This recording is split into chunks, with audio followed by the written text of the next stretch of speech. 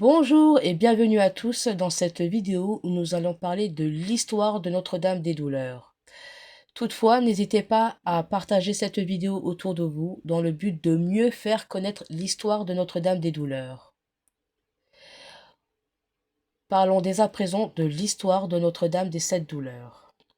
Notre-Dame des Douleurs ou Notre-Dame des Sept Douleurs, invoquée en latin comme Mater Dolorosa, entre autres, est l'un des nombreux titres par lesquels l'Église catholique vénère la Vierge Marie, mère de Jésus.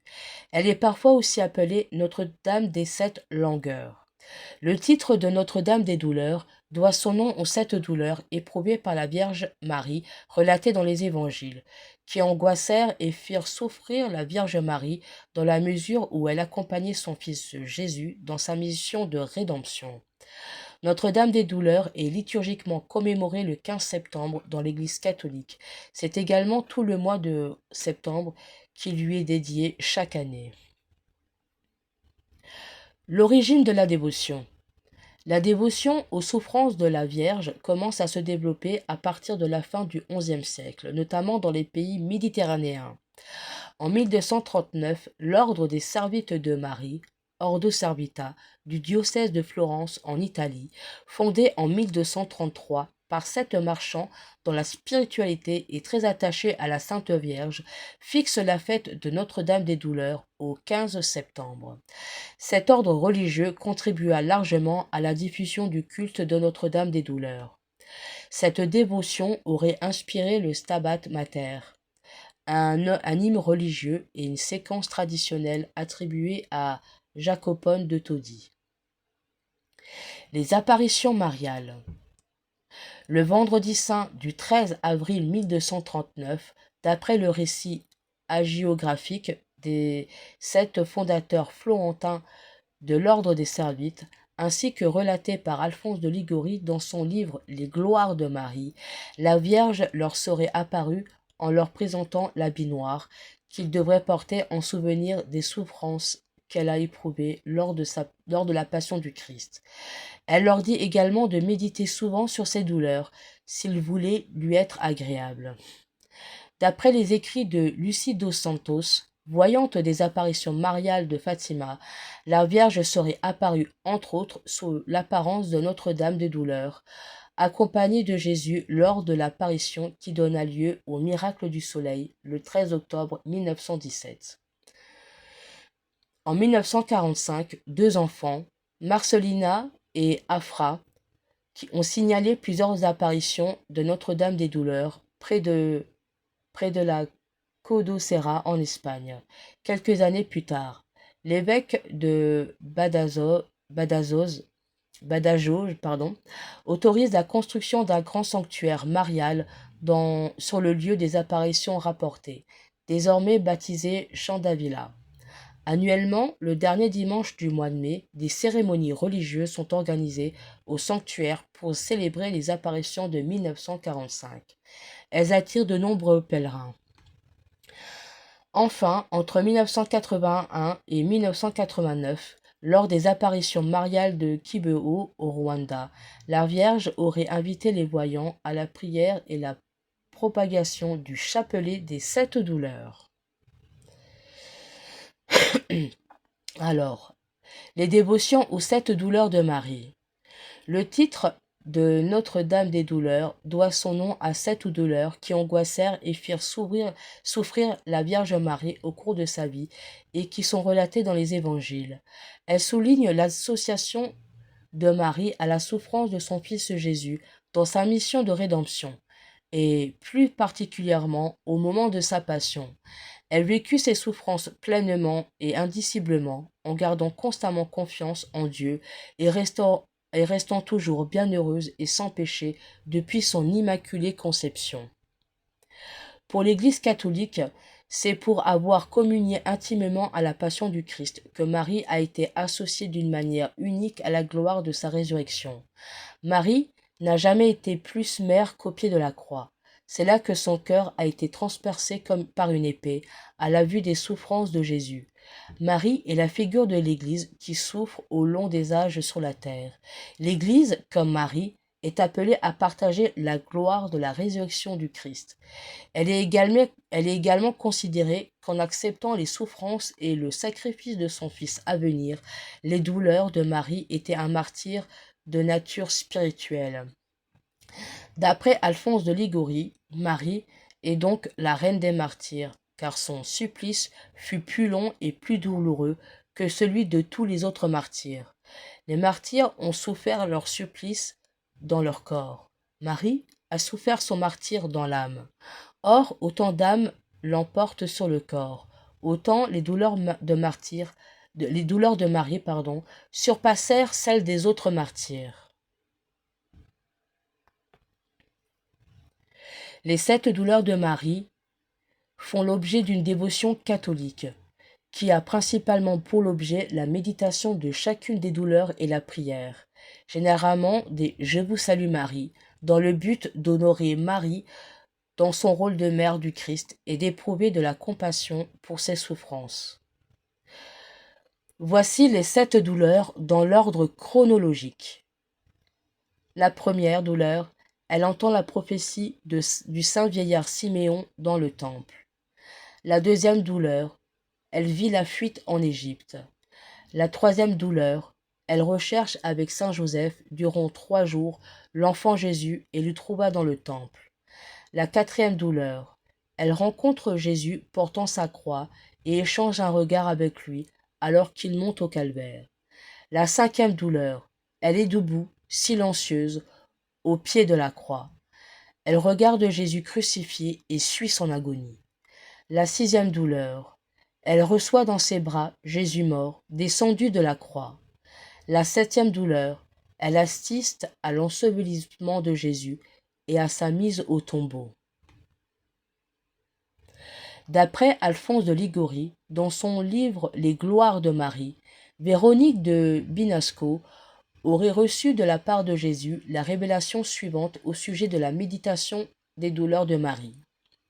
Je cite : « Les larmes que l'on répand sur ma passion me sont chères, mais aimant ma mère d'un amour intense, la méditation des douleurs qu'elle souffrit à ma mort me sont encore plus chères. » Fin de citation.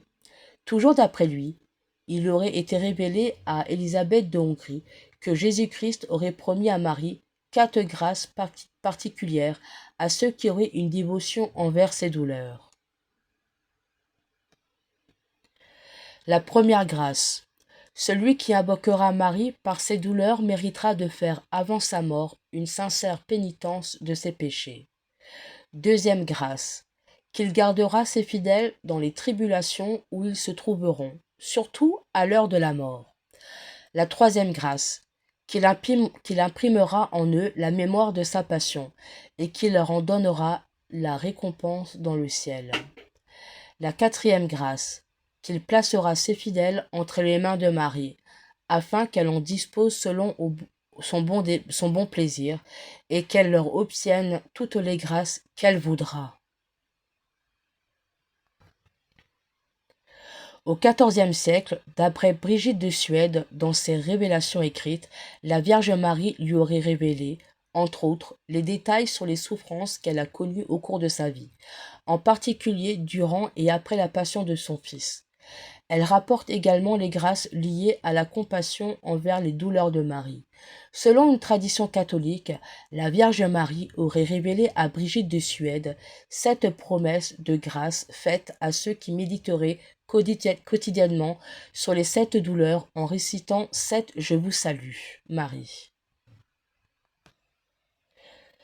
La première promesse, j'accorderai la paix à leur famille. Deuxième promesse, ils seront éclairés par les mystères divins. Troisième promesse, je les consolerai dans leur peine et je les accompagnerai dans leur travail. Quatrième promesse, je leur donnerai tout ce qu'ils demanderont, pourvu que cela ne s'oppose pas à la volonté adorable de mon divin Fils, ni à la sanctification de leur âme.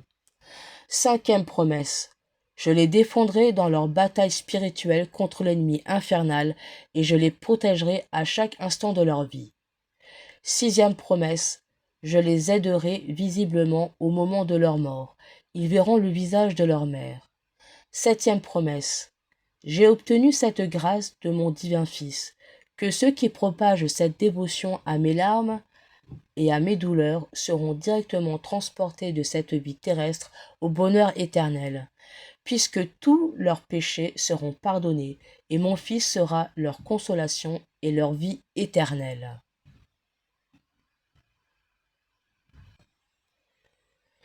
Parlons maintenant du chapelet des 7 douleurs de la Vierge Marie. Chapelet que vous pouvez également retrouver sur la chaîne et qui est normalement sorti aujourd'hui, un peu plus tôt. Donc n'hésitez pas à prier ce chapelet et pareil à faire diffuser ce chapelet des 7 douleurs de la Vierge Marie.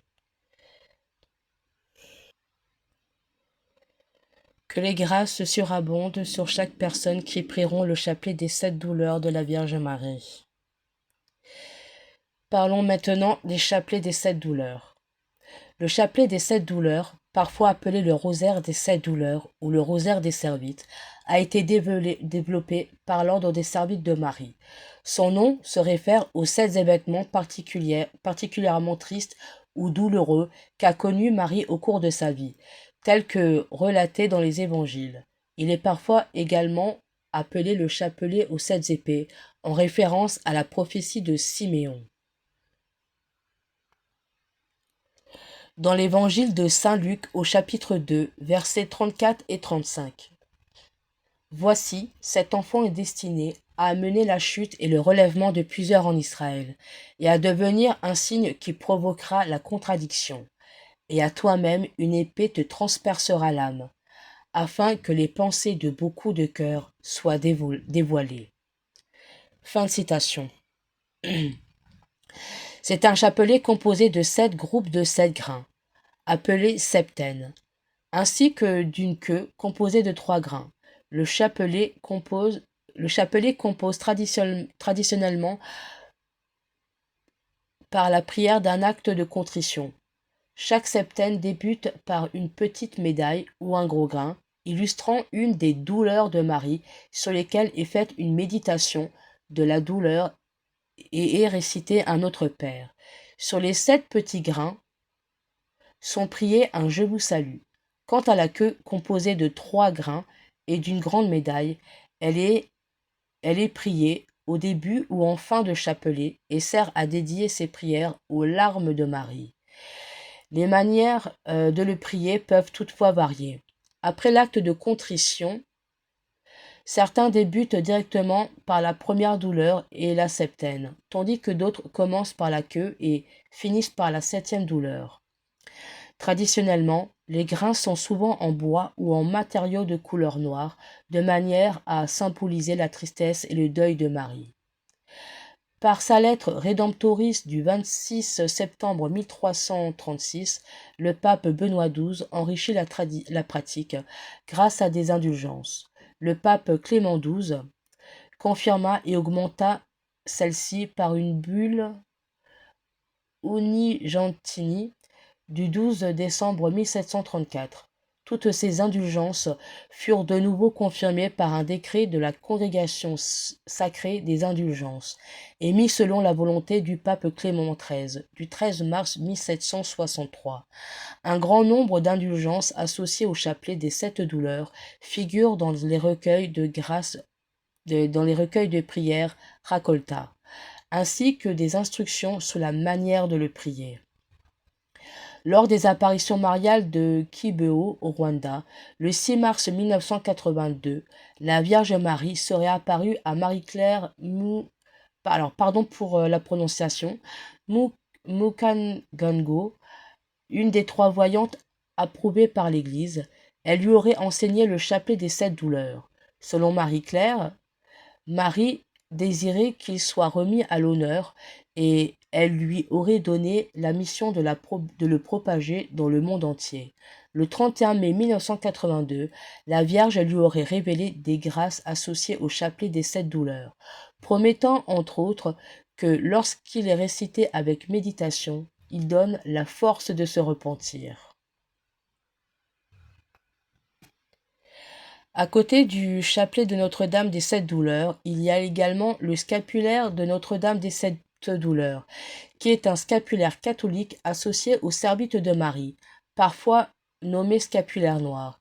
Il ne doit cependant pas être confondu avec le scapulaire noir de la Passion. La fête liturgique de Notre-Dame des Douleurs est vénérée le 15 septembre avec rang de mémoire obligatoire sur le calendrier liturgique. Le 9 juin 1668, la Congrégation des rites autorise l'ordre des Servites à célébrer la messe votive des sept douleurs à la Sainte Vierge. Le décret mentionne que les frères des Servites portent la robe noire en souvenir du veuvage de Marie et de la souffrance qu'elle a subie durant la passion de son fils.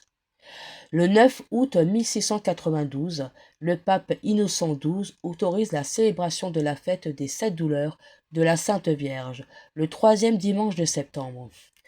Ce culte se répandant le 18 août 1714, la Congrégation des rites approuve la célébration des sept douleurs de Marie, le vendredi avant le dimanche des Rameaux. Puis, le 18 septembre 1814, le pape Pie XII ordonne l'extension de la fête liturgique, fixée le troisième dimanche de septembre, à toute l'Église, et l'inscrit dans le calendrier romain. Enfin, le pape Pie X, au début du XXe siècle, la fixa au 15 septembre, soit le lendemain de la célébration de l'exaltation de la croix, le 14 septembre, avec l'appellation de Notre-Dame des Douleurs, l'élevant au rang de fête de seconde classe. Alors, les fêtes patronales. Sous le vocable Notre-Dame des Douleurs, la Sainte Vierge est la patronne de la congrégation de la Sainte Croix, de la Slovaquie, de la région italienne du Molise, de l'État du Mississippi, de plusieurs villes des Philippines et des communes italiennes d'Accomoli, Mola di Bari, Paroldo et Villanova Mondovi. Au Québec, un petit village, Notre-Dame des Sept Douleurs, porte ainsi son nom. De plus, au Portugal, où son culte est particulièrement répandu, de nombreuses paroisses comme Poço do Canto sont consacrées au vocable latin de la Mère des Douleurs. Pour finir cette vidéo, nous allons parler justement des représentations diverses de Notre-Dame des Douleurs, notamment en Italie, avec la Vierge Marie, la Vierge douloureuse, une sculpture en bois recouverte de tissu brodé avec des fils d'argent, datant du XVIIe siècle, au musée diocésain d'Asti, comme dit en Italie.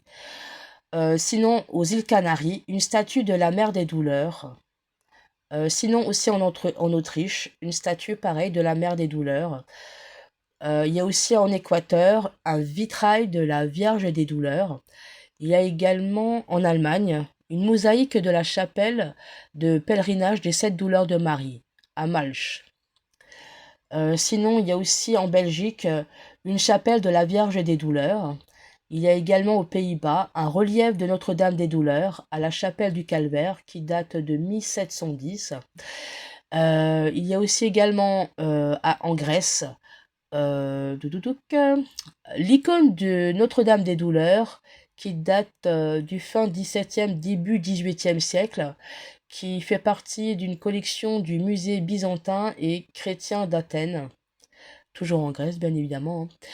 Sinon autrement, pour finir, l'icône dite des sept coups ou sept glaives, la prophétie du Séméon, origine Vologda en Russie.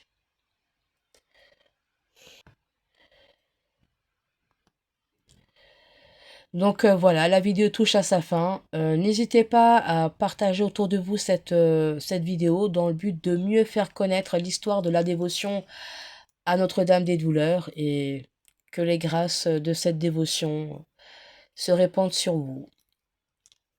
Bonne journée à vous et n'hésitez pas, il y a aujourd'hui le chapelet de Notre-Dame des Sept Douleurs. Donc n'hésitez pas à regarder puis à prier ce beau chapelet. Et à très bientôt. Salut, salut!